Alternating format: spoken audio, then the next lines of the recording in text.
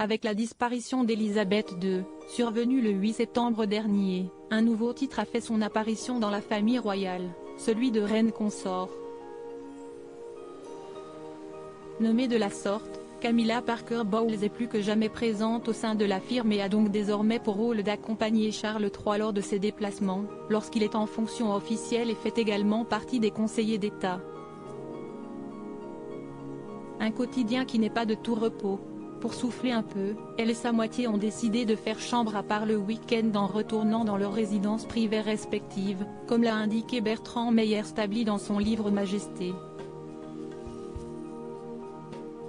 Quand elle ne travaille pas, Camilla Parker Bowles prend donc généralement la direction du comté du Wiltshire pour se rendre à Raymillow. Camilla a choisi de conserver la propriété et elle continue de l'utiliser comme base dans le Wiltshire lorsque cela est nécessaire, a indiqué le média Hello en septembre dernier. Cette bâtisse de charme ne fait pas partie des propriétés de la couronne puisqu'elle est la demeure personnelle de l'ancienne duchesse de Cornouailles qu'elle a acquise après son divorce avec Andrew Parker Bowles, en 1995.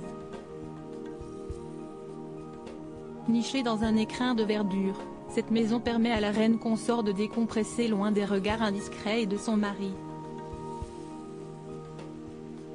Elle peut s'asseoir avec un grand gin and tonic, enlever ses chaussures et regarder Coronation Street, que Charles déteste, a indiqué un de ses proches cité par le Daily Mail, en précisant qu'elle n'a pas non plus à se soucier de l'apparence de l'endroit. Charles est si pointilleux sur le rangement, alors qu'elle laisse ses affaires partout. Supérieure à Camilla Parker Bowles, reine consort, qui sont les hommes qui ont marqué de sa vie? Charles III prend ses quartiers non loin de son épouse. Ils apprécient prendre du temps pour eux chacun de leur côté le week-end. Charles III et Camilla Parker Bowles ne sont pas bien loin.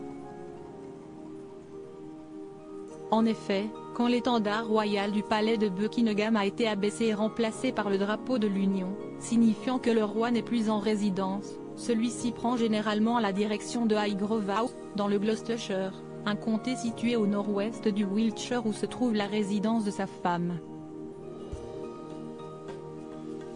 Et avec 6 salles de bain, 9 chambres, 4 salons de réception et une piscine, le souverain a de quoi s'occuper. Article écrit en collaboration avec 6 médias Crédit Photo, agence.